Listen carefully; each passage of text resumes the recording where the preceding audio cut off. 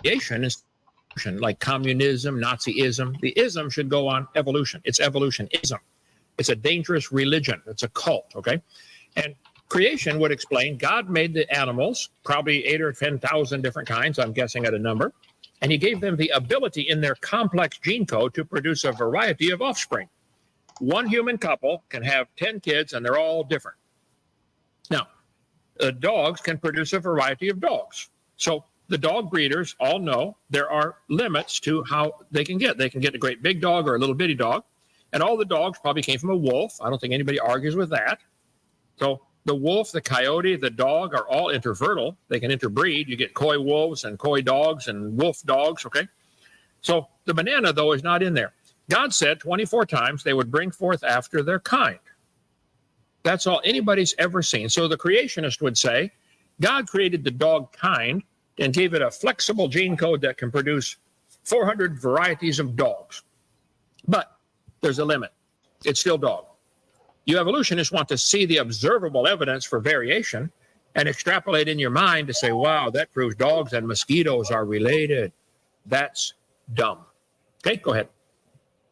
Well, see, it's not just that we see these variations and decide that's the case. There's also a lot of converging lines of evidence to back it up, such as genetic evidence, the fossil record. There's a whole long line of evidence that points to the same outcome. But what I really asked you didn't actually answer, which was how does creationism account for this? And evolution isn't evolutionism. It isn't a religion like that. There's no God. Like, what's the God of religion? Where do they meet? What's this faith? Like, what are their tenets, kind of thing?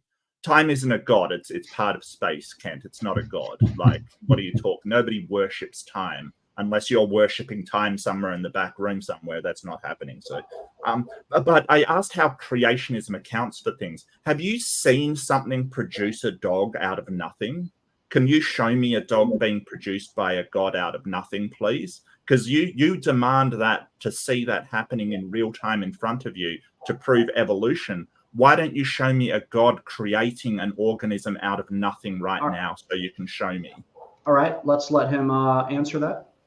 Fair question. This is a whole crux of the matter. You hit it right on the head, Mark. I cannot.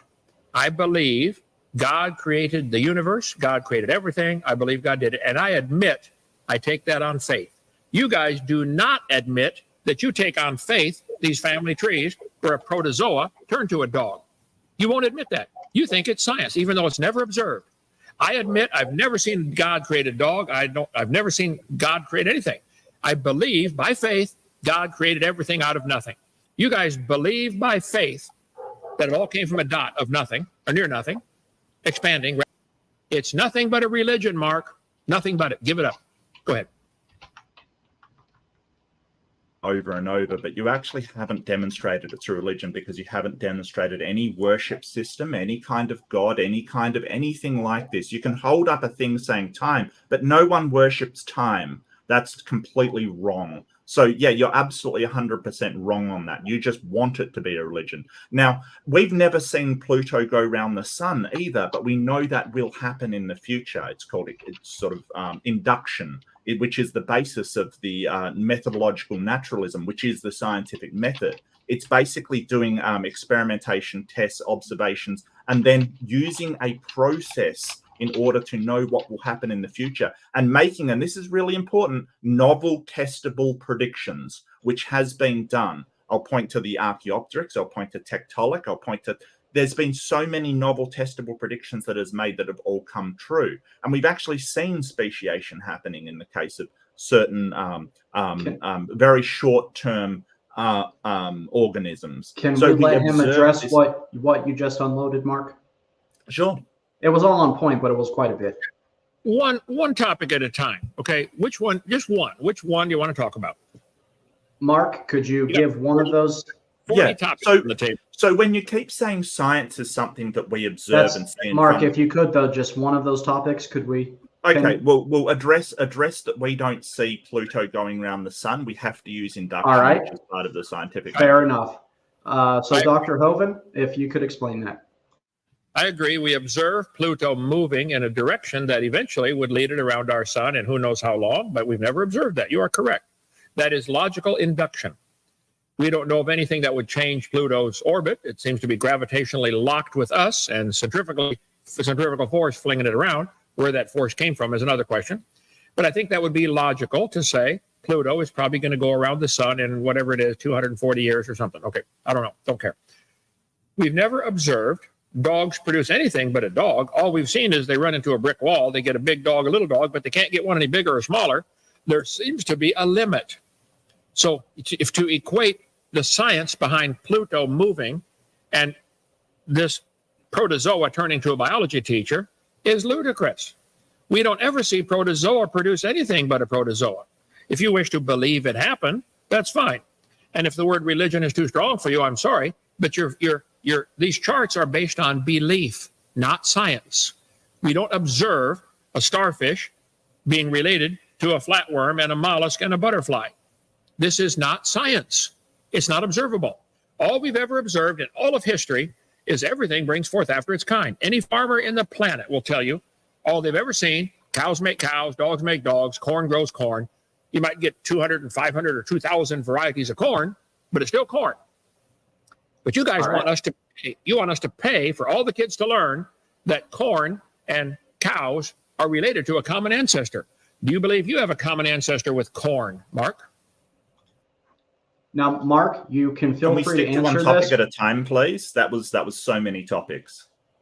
All right. Also, Mark, I want to let you know Beamsy is in the house also, so you're not alone. So either you can respond or you can allow Beamsy to chime in. I'll let you choose. It doesn't really matter. Yeah, so you said that sort of we observe Pluto and we can sort of use induction to tell that's going around the sun. I totally agree with that. We can do that. And we do that for evolution. We see the changes occurring on a microevolutionary level. We've seen them even occurring, as I said, speciation, so getting into macroevolution. And we can also see the evidence from genetic markers and things that are shared between, say, us and fish kind of thing. We can see the evolutionary markers. That also converges with the physiology that we have shared between us and these organisms. So we do see that. And the fact that you don't understand genetics and how these things like sort of match one another doesn't make it untrue. This is basically an argument from incredulity. Kent says, well, I can't believe this. Well, it doesn't matter. It doesn't matter. We've got tons of scientific evidence pointing in that direction from multiple fields that all converge. And I might add, we do make testable predictions that show that to be the case, that evolution did happen, it is happening, and will happen into the future. Just as we can tell that Pluto went round the sun, is going round the sun, and will go round the sun in the future. All right, let's let Dr. Hovind respond to that. Okay, I make testable predictions also. I predict if you crossbreed your cows, you will get a baby cow. Then if you let that grow up and get married, it'll produce a baby cow. I predict no matter how hard you try, you will never. There's now 400 varieties of cows. Some give more milk, some have more beef, some can stand the heat better, stand the cold better. I predict if you interviewed every farmer on the planet, you would find all of them would say cows produce cows and nothing else. Nothing else. Every dog breeder on the planet will tell you dogs produce dogs. Some are dumber than others, some are smarter than others, some can be trained to, go herd the sheep, but they're all dog. I predict no matter who you interview on the planet, what we've observed with human history is they bring forth after their kind. Anything other than that is imagination. You believe it. Now, I do understand genetics. What we see is some similarity in the gene code of different animals. That's not proof of a common ancestor. That's proof of a common creator. The same guy wrote the code. There's a really complex line of code, probably billions of lines of DNA code, just to make you flex your fingers. Okay? I think monkeys also flex their fingers. They might have the same lines of code. They could do the same thing. Doesn't prove a common ancestor. It proves a common guy wrote the code. Microsoft Word has millions of lines identical to Microsoft PowerPoint. Right. Same guys wrote the code. Has nothing to do with evolution. This is where you imagine that it proves an ancestry, and you want to name off a bunch of branches of science like that's supposed to prove something. Genetics are mind-boggling complexity, and they had to be designed. And you're running from that designer, Mark. I feel sorry for you, but go ahead. All right, Mark, I'm going to allow you to Can we respond do one again. topic at a time, please? I mean, if we're doing one topic at a time, then stick to one topic at a time. I don't know how this got into coding and stuff. But one person didn't write Microsoft Word. It was written by a team. Like, nobody just writes something, Ken. It just shows you know nothing about programming. And, you know, the human genome is not a computer program. In fact, it reads more like an instruction set. But that aside, like, biological things are different. It doesn't work like that. You're not duplicating machine code with inherent mutations in order to change it, basically. And the whole idea of a cows didn't used to be cows. Cow used to be an auroch, which is an extinct animal that doesn't exist anymore. So when you say cow gives birth to a cow, it's just a label that you're using. It's just a catch cry. It doesn't mean anything. We just made it up. We made up the name of it. And if it changes significantly in the future, we might not call it a cow. But this is the conflation you make. You sort of want it to change within one lifetime. And then you demand this to be happening. But what my original question was is, how does creationism account? Because this is versus creationism. But you've basically said, hey, I believe it for no reason whatsoever, and then just decide to go with that. Whereas we're presenting the genetic evidence. We've got ERVs linking things together. We've got taxonomy linking things together. We've got embryology linking things together. We've got everything, and you've got nothing, literally nothing. All right. Dr. Nova. Rattling on and on and on again, one topic at a time. First place, the computer code is binary. The genetic code is quaternary. Thousands of times more complex, the genetic code, the DNA code in everybody's body. The DNA from one person, each chromosome, if you unwound it and stretched it out, would be about 6 feet long. You have 100 trillion cells in the average human body. They say if you took all the chromosomes from one person, stretched them out, tied them together, it would go across the solar system twice. That's the code to make a human being. And it's able to reproduce itself when you make babies. It's amazing that we can still even walk and talk after all the generations this has gone through, because you're from your parents and their grandparents and great-grandparents, you go back. So the genetic code is much more complex than a computer code. It's just an analogy to help people try to understand. Because there are similarities in a computer code, it could be they're doing the same thing to the computer, telling it to change the screen brightness or something, okay? The genetic code of man to be able to flex your fingers, and of the ape to flex his fingers, and the bird to flex his claws around the branch. Might be a lot of similar lines of code to tell the muscles to contract. Has nothing to do with common ancestry. I don't know how you guys can't see it. Okay, so how did ERVs get into us, the viral sequences that are unique to that virus and that position, get into us and into fish? Because that cannot happen by chance. It can't, not to the degree that they're infected into the genome. So basically, you've got to say that either God designed us with some kind of viral element already in there for some reason. I'd like to know why that is and how you can tell that and what sort of experiments you've done to test that. Or the more sort of, you know, parsimonious explanation, which is that we once had a common ancestor whose germline was infected by a virus. Like, why do they share that common trait of having viral DNA in the exact same spot and location? What part of the design is that, Ken? Explain that to me. Well, I cover ERVs quite often in my seminar here. Human DNA code, 50 million to 250 million base pairs, each chromosome. That's a complex code. It's like a long twisted ladder. And I think they're finding more and more the ERVs have a function, similar function. They're not viruses. It's a bad thing to call them. Biological level, main difference, bacteria and free living cells, while viruses are non-living collection of molecules that need a host to survive. So we know now there are beneficial viruses present in our gut, skin, and blood that can kill undesirable bacteria and dangerous viruses. So this has all been known. Here's an article. Different people have written on this topic. I think the ERV shows you guys desperation to run from God. ERVs, evolutionists claim the human chromosomes were infected many years, different viruses, which then multiplied. Then as some of these sections of virus-like DNA were shown to be functional, they claimed they had become tamed. They've been functional all along. I think you need to learn some biology, Mark. I think there's a lot more to ERVs than you realize. They're abundant in mammal genomes. ERV sequences initially got their name because they showed strong similarity to viruses. They proclaimed the animal genome evolved to their present state. And they called it DNA, junk DNA. I don't think there's any such thing. As research on ERVs progressed, it became apparent many of these genomic features were not junk, but important for the mammal's survival, and such as placental development. So you can Google it for yourself and research all this, but no, I think you're mistaken. ERVs are not necessarily junk DNA. They're not necessarily bad. They are necessary for different developmental functions. So they're finding more and more ERVs are important. So the fact that there are similarities in our DNA, our ERVs, where they're located on the genome, and I mean, what if the code to make fingers flex was on page 75 of the gene code, and the code for the monkey to flex his fingers is on page 75? Well, it still wouldn't prove common ancestor. It's a common designer. Why are you running from him? He loves you, but he's going to be your judge one day. I'm sorry, new topic. Go ahead. Anybody else? Is there other people? I mean, it's your program. But there is. So, Mark, we will come back to you, I promise, but I want to give Beamsy a chance to get in here also. So, Beamsy, I'm going to unmute you now, just in case. Well, you can unmute.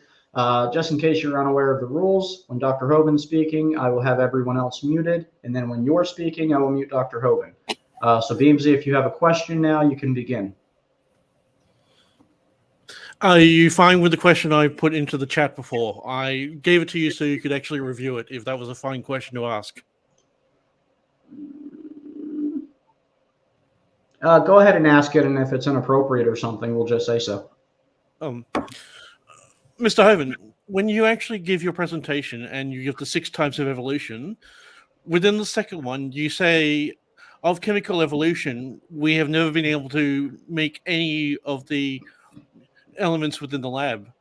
How would you explain where the artificial Achilles come from? The stuff like Neptunium, Americanum, and Californium? I'm not understanding because of your dialect, I think. Are you asking how? I do say cosmic evolution, there's no evidence for that. And chemical evolution, you would have to have all of the elements come from the hydrogen gas that came from the Big Bang. According to the theory, the Big Bang produced hydrogen and oxygen. I mean, hydrogen and a little tiny bit of lithium, helium, and you can't fuse past iron. So my question is, how can you claim all the elements of our periodic table came from hydrogen gas? I'd like to learn how to make gold out of hydrogen gas. That'd be cool. So I'm just claiming this chemical evolution is a necessary step because your Big Bang, in theory, would only produce hydrogen, helium, and a tiny bit of lithium. How do we get all these elements? You guys want to just blow past it when you can't fuse past iron. So they just want to say, well, it happened because we're here. I can say, well, God did it, so we're here. So that's why I say you guys believe very strongly. I admire your faith, but you believe this happened by chance. And it doesn't. It can't happen. I think the evidence for chemical evolution is 0. None. Beamsy? Okay, thank you. Yes, we actually do fuse past iron. It can fuse all the way up to uranium occurring naturally. That's why we find it in the ground. But to fuse further is what we've actually been able to do in the lab using particle accelerators. With particle accelerators, it actually converts the atoms into plasma, and the plasmas become plasmoids. The plasmoids are then fused and then allowed to cool. This is where we get the highly radioactive elements that decay down incredibly quickly, like Americanum. These only occur inside laboratories, and they are recognized as an element that it can occur naturally in the correct nuclear synthesis. Intelligent scientists with a whole bunch of really expensive equipment can fuse these things together. Therefore, it happened by chance. Is that good logic? And I say, you're welcome to believe this, but this isn't observed in nature. If you have to have a star to produce the heat and energy to squeeze the elements, well, then where'd the star come from? You got a chicken and an egg problem. You got to have the star to make the heat to produce the elements, and where'd the star and the heat come from? You guys have no answer for where time came from, where matter came from, where energy came from. No answer at all. That's why it's a religion, and you're welcome to have it. I don't care what religion you have. But I resent paying for it to be taught like it's part of science. Evolution is a religion that should belong in private schools, not in public schools. Not, Our, I can't understand. Was that his question? Did I answer it? I'm having a hard time understanding him. I think that was his question. It was something about Americanus and Californius, and I have a feeling it was going to be followed up with Florida and Georgia-is. Beamsy, was there another follow-up question, or do you want me to hand it back over to Mark? Oh, you're welcome to hand it to Mark. It's just that my question was, in regards to your presentation, you have said that we've never been able to do it, but we do it on a regular basis. We're using atomic accelerators. But if you would like me to answer your question of where the star comes from, I can, but it will take about an hour or two of explanations. All right. Well, we don't have 2 hours, so I think I'll hand it back over to Mark. And Mark, you can begin your next line of questioning. Yeah, so I'd like to go into Phoenix Rising, where we've gotten an ERV and basically taken it back to a state where it can provide do viral elements. So how would you explain that section of genetic code can be reactivated into a virus when you're saying, hey, they were created kind of thing? Why can we reactivate some of these sequences? In the case of Phoenix Rising, it was HERVK. Why can we reactivate that into a virus if it wasn't a virus, if it is this designed thing? Understanding your British accent there, but you say we, meaning somebody in the laboratory, can do something and reactivate it. Again, you're talking about a creator, an intelligent person doing this. Does it happen just on its own, or you just believe it did long ago and far away, like SpongeBob? It's a fact, both of you guys are counting on a laboratory and a lot of intelligent people and a lot of expensive equipment to do these things. You said, we do it all the time in the lab. That's, again, proof of creation. How don't you get it? Cover ERVs. There's long, interesting articles on ERVs and how they may not be viruses at all, and they certainly may have a function, many of them. A lot of it's not understood. We just don't know yet. Put a 10-year-old under the hood of your car and say, take out anything it doesn't need. He doesn't know what any of it does. He's going to take it all out. I think our knowledge of the really complex human anatomy and the human genome is primitive compared to where it needs to be. So before we jump to a wild conclusion that we're related to a potato, I think we better really study a little more. If there are similarities, there could be a common designer. That would be my answer. We don't know for sure it's a common ancestor. You guys wish to believe that, and so you choose that belief, but it's not science. Mark? Yeah, so you didn't answer my question at all. Why can we get some of these or one of these sort of ERVs and reactivate it into viruses if it was designed into it? I don't think you have a problem with my accent. I don't have an English accent. It's Australian. So, you know, seriously, it's you don't have a problem hearing me unless you don't want to answer a question, I think. So I think maybe it's selective hearing there. Basically, you haven't answered the question of why we have these viruses and we can reactivate them into viruses when they have been dormant. And we also have examples of where a viral element has provided, we've seen it go dormant and provide beneficial immunoresponses for the host that it is in. So how do you explain that we have seen a virus provide immunoresponses and become dormant, providing a benefit for your host, co-option of that viral element? How do you explain that? That's an amazing design. If it can come reactivated just there to help us at a time of need when some bacteria invades our body, all of a sudden this virus comes to our aid. I think maybe it was designed. Just like somebody is designed to have, safety measures in their car, seatbelt. You don't need it till you get in a crash. And wow, good thing they put that in there. There's a long article about retroviruses, if you're determined to stick on that topic, on Institute for Creation Research, ICR. I highly recommend you read from the creation side how they explain what these viruses are and endogenous retroviruses. First of all, as I've said, we're finding out many of them have functions and they're not viruses, they're not bad. And if there are similarities, maybe because all the organisms face the same dangers in nature. I think a lot of animals and people and animals have hair, for instance, because it's a handy thing to have, okay? I think some have skin covering to keep their guts on the inside. It works good. I think you find a lot of cars and trucks have round tires. These are things, the fact that we have similarities, again, even in ERVs, is not evidence of a common ancestor. It could just as easily be the same guy wrote the code, and we don't even understand that code completely yet, and we better hold off on judgment. Okay. Cool. Okay, fantastic. So you acknowledge that they are viruses, external viruses that infected the human genome. You acknowledge that that's the case by saying that, which is fantastic, because the only way that that virus could be in exactly the same place in the genome, the exact same virus over us and thousands and, well, millions of other organisms, is if that germline, the sperm or the egg, was infected by that virus, if they are external and what you're saying is true.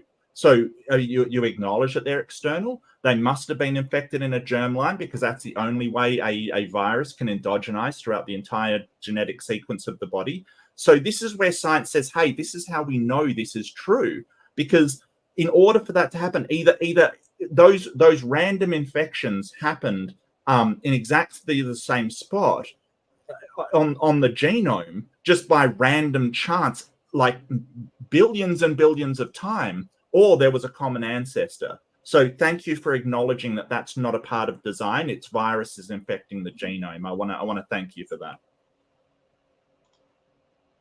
And don't put words in my mouth. I do not know that they're viruses in many cases, okay? They turn out to have a useful function. So I did not say that. I didn't acknowledge any of that garbage you just spilled, okay? So I think, again, if there are similarities, even in the placement of these ERVs, as they're now called, could, again, prove the creatures have gone through the common trial or test of their endurance. Maybe they had to have it at that particular spot. I don't know. I don't think we know enough about it to be dogmatic either way. My point is, these things are, I think, designed as part of the original gene code, and they work great. Everything seems to be doing pretty good. Now, if you wish to believe they have a common ancestor, which you obviously do wish to believe that, go for it. But admit it's a belief, it's not science. That's all. All right, Mark, do you want to respond, or do you want to get Beamsy back in? I'd like to respond, please. Go ahead. So you're kind of walking it back there, because I sort of asked how we know, like how we can reactivate this into viruses. Now you're saying they're not viruses, kind of thing, even though the evidence is completely contrary to what you've said, because we've reactivated HERVK, and I can get you a paper on that. We've Phoenix Rising, we've reactivated one into a virus, into something that is a virus. So the fact that you're now saying, well, I don't know they're viruses, the virologists know they're viruses. They have the structure of a virus. We've reactivated into a virus.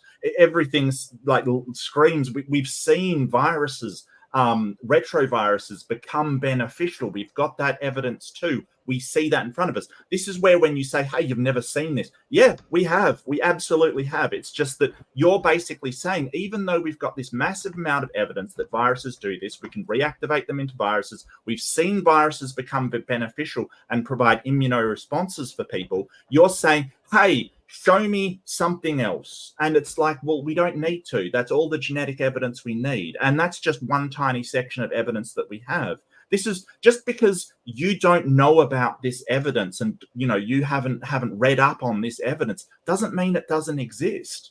It does. Thankful you acknowledged my position, Mark. You said we've seen them become beneficial. Wow. So they had a use after all, didn't they? Okay. I don't want to talk about ERVs anymore. You get some of the experts at ICR, the biologist, Frank Sherwin, good friend of mine. He's a longtime biology expert, and he will tell you about ERVs. I'm more into the entry-level stuff for creation evolution, but I got plenty of stuff on ERVs. I just don't want to waste time on it, because we're going to lose 80% of the audience. So if that's all you've got, you hang on to that. But I'm saying it's just the fact that you said we've seen them become beneficial. Wow. Might have been designed. I think, a wrench can be used as a hammer if you get desperate to pound a nail in. I think the fact that we have a complex gene code that can adapt to various situations and stresses in the environment is pretty cool design. I love my designer. I talk to him all the time. I pray for you, actually, to meet him. Steve? All right. Yes, Mark? Question. I just have a clarification. So you think that the virus, was it some sort of miracle that got the virus in the same position in all of the genomes? Mark, he wanted to move on to a different topic, though, and that's still on the same ERVs. Okay, well, I mean, I'll just sum up and basically say, hey, some sort of miracle obviously occurred that got the virus into the same position. So, I mean, you can be a science denier all you want, Kent, but this is the science that they're unraveling in virology. And I mean, you can sort of say, hey, you know, I think it was all designed that way. Okay, but it still doesn't solve the question of how they actually got into us and fish.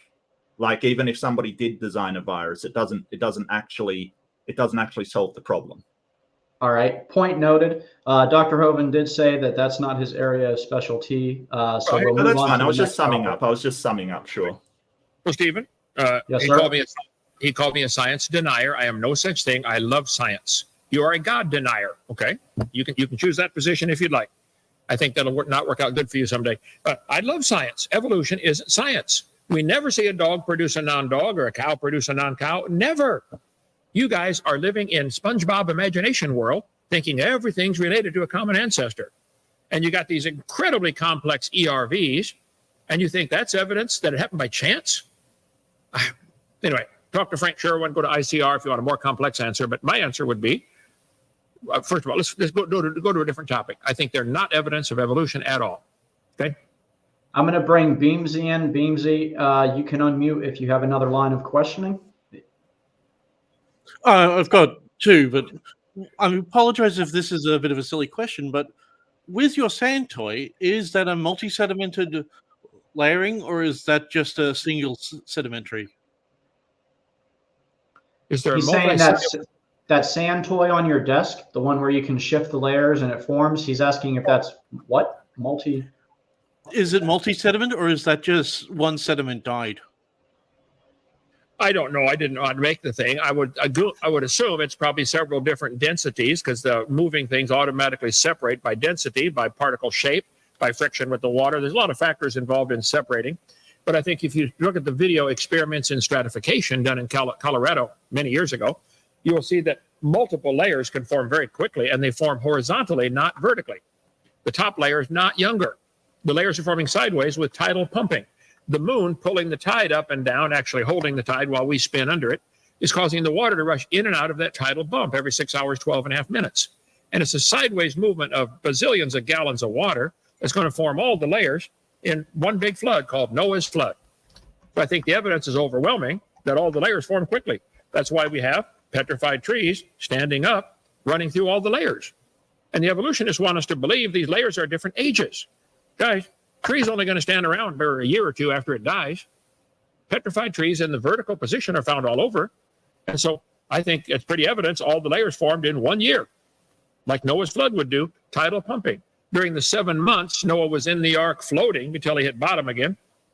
During those 7 months, he went through 880 tidal changes. The tide changed up, down 880 times in 7 months. I think the petrified trees that we find all over the world are petrified, standing up, sometimes upside down, running through multiple layers, are clear evidence the layers are all formed in 1 year in Noah's flood. So to answer your question, I don't know what they put in here. We can analyze it if you want, but I would guess it's several different sediment densities. Maybe one is iron, maybe one is aluminum, which has or copper. They have a different density. Whatever they use, I don't care. It works good.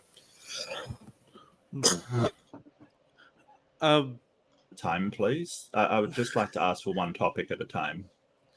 Yeah, I was just asking about the sand toy. I wasn't getting the rest of that. Well, it's odd that you sort of use this as a demonstration, but you don't actually know any details about Well, it. I actually would love to talk more about the petrified trees if you gentlemen are willing to engage that. Sure. Because... Yeah, absolutely. Oh, well, my next question is actually regards to it. It's all right, then Beamsy, take it away. Preservation Ridge at Yellowstone National Park. They are actually 24 individual forests that are layers of mud silt, and then particularly they're buried in a deposit called tuff. Tuff is exclusively from volcanic ash. It cannot be formed any other way, and it cannot be moistened while it's actually still in its non-solid state. This could not happen if there was a global flood to create 24 individual layers. How would you explain that it goes a layer, then a layer of forest buried in volcanic ash, and it does that 24 times?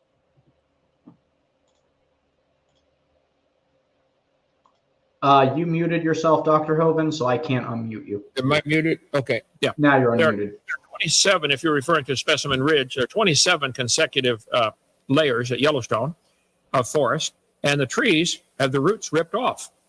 They were ripped out, floating around in Noah's flood, and then redeposited, and you get the tidal pumping up and down, back and forth for 7 or 8 months. It's going to form hundreds of these layers with trees. Here's a petrified tree standing up. The bottom is in one seam of coal, then layers of rock above it, and then the second one, the top's in a different seam of coal. Did the tree stand there while growing out through one forest and then waited till the mud settled and then grew through another forest? And the most logical answer is the one you guys don't want. There was a global flood and the tide going up and down 880 times, rushing in and out, in and out. It's going to form all the layers sideways. The geologic column does not exist. There is no such thing as a Cretaceous period or Jurassic. No such thing. All the layers formed in one flood. But I know that's your Bible and you want badly to believe in that kind of stuff. But I think the layers are, coal seams are nearly always found on top of layers of clay or rock. That's a pretty poor place to grow a forest. We got a gravel pit here. I live in the middle of one, 140 acres. Come on down. Stuff doesn't grow very good on the clay or rock. It has to have soil, but there's no soil between these layers. Anyway, polystratofossils, I think nobody's ever given a reasonable answer for how could this be a tree running through all these layers. There's lots of them, thousands of them probably. So I'd like an answer other than your imagination, SpongeBob world. Beamsy? I'm sorry, Mr. Hoven, but in regards to Specimen Ridge, there are roots attached to these trees. That's why you can recognize them as a forest. They were not ripped out like you would experience within Hope Lake. Hope Lake would be a good example of them being ripped up and then buried in a flood. These particular examples, the 24 that I'm referring to, are an established layer of silt, which has been lithified with roots settled inside of them. And then the problem with actually them being buried by a flood is the sediment that they're buried in is called tuff. Tuff is only exclusively from volcanic activity and exclusively the ash that comes from volcanic activity. It will not settle as anything other than tuff if it becomes moist. When water mixes with volcanic ash, it becomes a lahar. Lahar is set as slate, not tuff. So to actually get 24 concurrent forests, somehow you'd need to have sediment put down, then somehow the trees would have been put in somehow, and then a volcano would have to go off, bury it, and then it would have to repeat again. How would this have happened in a global flood? I do not see any logical way other than time for this to occur. Let's let him answer. Okay, so if he is saying that at Specimen Ridge, the 24, 27, whatever number you want to use, different layers, this is all tuff? Is that what you're saying? Are there any layers of other types of rock? Is there any sedimentary rock other than tuff? Is it all igneous or metamorphic? And why do we see, even at Specimen Ridge, trees going through several different layers? They're not just all contained in one layer. You have the very same problem, whether it's only 2 layers that it goes through or 20 layers that it goes through. You have the very same problem. The layers cannot be different ages, not by millions of years, maybe 6 months or so. We've got petrified tree in our science center here with bark still on it, petrified before the bark could fall off.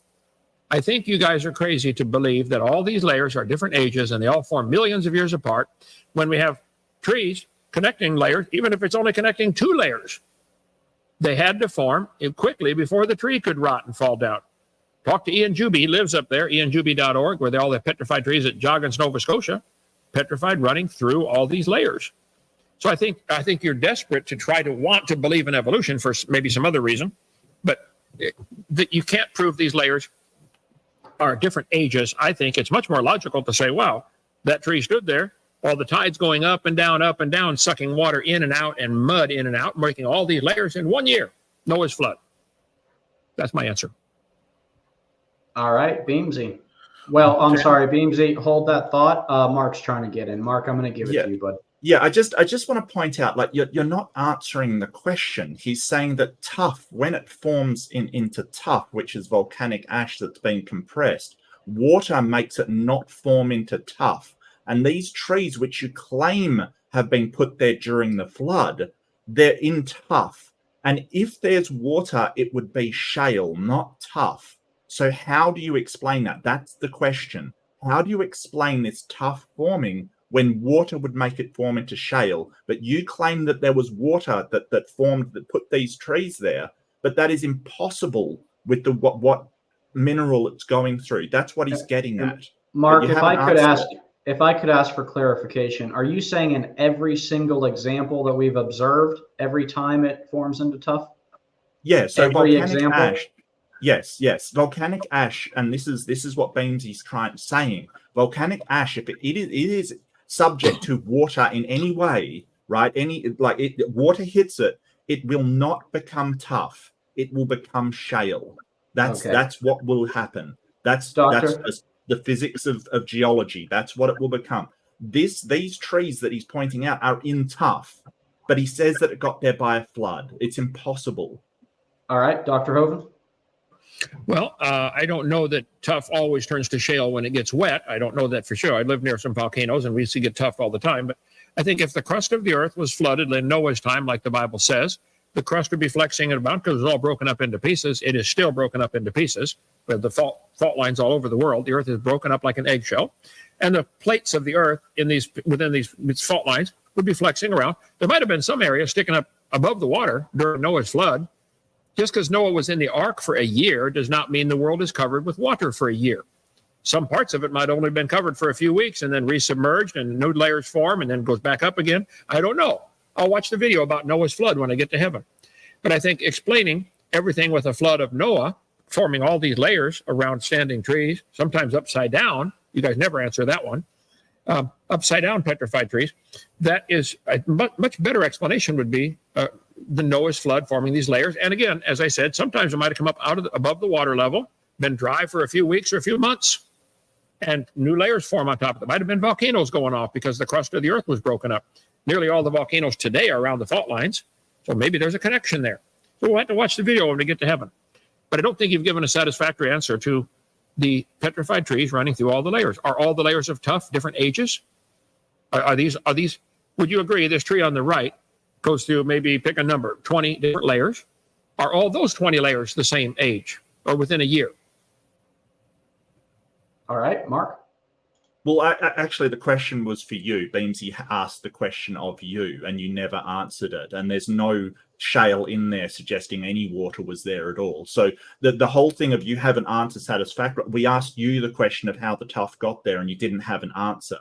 I'm sure Beamsy can address the layers that it runs through, and most of the time they're not geological layers. They're not like layers of time that you're trying to suggest. Sometimes they're cast fossils there where the tree has died, rock has filled it, and you think it's a tree. It's actually rock in the shape of a tree because rock has filled the space where it used to be. So a lot of the times you're misunderstanding what you're actually looking at because it looks like a tree.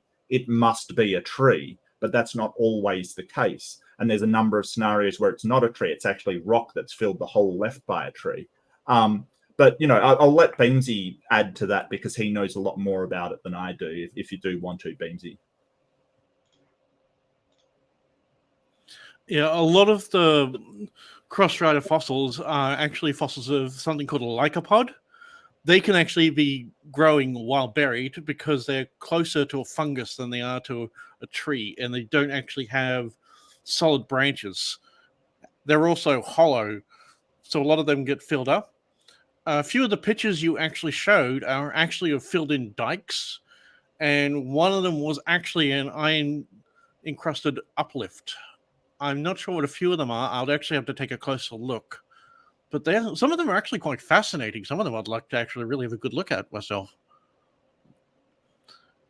Okay, well, let's make it real simple. Let's get this picture right here. Let's take the one on the far right. Let's pick a number and say it's going through 20 consecutive layers. Would you all agree those 20 layers had to form in maybe a short time, like a year or so? Not million. They can't be millions of years different in age because the tree would have rotted beyond that layer. The top would have rotted off. So the fact that there's a tree standing up on the far right here going through, let's say 20 layers, would you agree those 20 layers had to have been deposited quickly in maybe 1 year or less before the tree could rot? Is that a reasonable answer or question? Beamsy? The one on the right's not a tree fossil. You're saying the one on the right is not a tree? It's a die cast. A what? It's called a die cast. No, it's a die cast. It's literally a cast fossil that's been created because a separation has occurred within that sedimentary layer. It's basically a crack that has been filled with rubbish. So it's a crack that got filled in the shape of a tree running through all these layers. And so if we see, I've got a lot of fossilized wood in our museum here. It has rings in it, and they're fossilized with rings, indicating certainly a tree. We have some with bark on them. Now, I agree it is possible for the tree to get stuck in mud, and then the tree completely rots, and it's filled with some other material, and it forms a cast, as you mentioned, in the shape of the exact tree. That would be a cast fossil, I agree, but it doesn't solve the same problem. Are all those, it had to all form quickly before, and the tree had to rot out of that hole and filled with some other mineral and turn into a stone. And many fossils are cast fossils. I understand that. Okay. But that's still the same problem. The layers are the same age. You guys wish to believe, but you get that slide. That's a cool one with David Reeves on it. Is that you, Steve? That's my brother Achilles. Oh, okay. He's our tech guy. Yeah. Well, my point would be whether it's a cast fossil or a petrified tree, which is, I guess, probably very similar, the same thing. It's still running through layers. And why won't you guys say, yes, we agree, those 20 layers had to form within 1 year or so before the tree could rot? Why can't you just admit I'm right? All right. I'm going to give Mark the floor. He's trying to get in. Yeah, so this is the problem. So the problem is that you're looking at things in pictures and going, it must be this. This isn't how we scientifically investigate anything. We don't just look at a picture and go, well, it must be a fill in the blank because, you know, that helps my case. What Beamsy's trying to get across is you'd have to actually examine these and find out what they are. Isn't enough just to say, hey, this picture looks like this? Because, yeah, the dike fossil, the dike cast on the right looks like a tree, but it's not a tree. That's the mistake that keeps getting made. And I see creationists doing this over and over and over. I mean, I saw T-Rock after a debate say, hey, this looks like a maple leaf. But it wasn't a maple leaf. It was a sweet gum leaf. The problem is you look at things and you say it must be a this. What we try to do is avoid saying it must be anything and investigate to find out what it actually is. And that's the way science works. It isn't what you know from looking at it. It's what you actually find out when you do a rigorous and thorough investigation of all the evidence. And this is the problem. You look at things and just say, hey, well, it must have worked this way. It doesn't. Like, you know, we have all of this evidence to show that, hey, one on the right, it isn't actually a tree. What you think is strata is just laid down sediment piles. It's not actually millions of years that it's going through. Like Beamsy mentioned that some of them are prehistoric plants and not actually trees like you think they are. And they don't need to survive being open like trees do. So a lot of it is you looking at things and assuming a lot about what they are, but that's not what they are. I mean, I don't think it's fair to say that he assumed, because Dr. Hovind didn't put all that evidence on the internet. He simply acquired it off of. I would say that the people on the field making these discoveries are the ones evaluating it and declaring that they're trees. And as they're the ones on the field, and Beamsy and I have to admit we haven't put our hands on it yet, I would have to go with that opinion. I mean, like you said, if you could provide me with a peer-reviewed paper, that would be great on these trees. All right. Okay. Dr. Hovind? Here we go with the peer-reviewed. Okay. Am I live? Yeah. Dr. Don McDonald at, let's see, Torrey State University. He lives up near where these coal mines are and finds the petrified trees. I've talked to him a couple of times. There's his phone number. They are definitely trees, and they're running through different layers. They're mining a whole lot of coal up there, and we've got a piece in our science center, and you can see the bark is still on it. It's a tree, okay? It's a tree fossil. I'm sorry if this bothers you guys so bad. You got to come up with such a silly answer that, oh, it's not a tree. It just looks like a tree. The people who are finding them say it's a tree.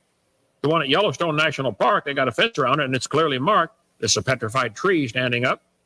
Petrified tree, Yellowstone National Park. They think they're petrified trees at Yellowstone. Why don't you go correct them? March around Yellowstone and put up a sign. You guys are stupid. Dr. Hoven, your hour with us is up now. You're welcome to stick around if you want to answer more questions or continue the dialogue, but your obligation is up, and I appreciate you being here. Brother, I am beat. I've had a long day. I'll do this any day, but about an hour after my program is another hour. It's about all I can handle. So, yes, I want you guys to come down and visit Dinosaur Adventureland and see our place and show you some real science. God made everything in 6 days. That's the only way symbiotic relationships work. That's another whole debate right there. Okay. If I may, Doc, the Proverbs guys team hopes to be there at the end of March, and I can't wait for us to all be together. It's going to be awesome. Okay, why don't you guys all take these evolutionists on and finish the discussion and explain what a tree is. All right, Dr. Hoven. Thank you so much for your time, brother. Well, that's cool. Well, do you think you can explain the difference between a tree and a lycopod? Thank you, sir.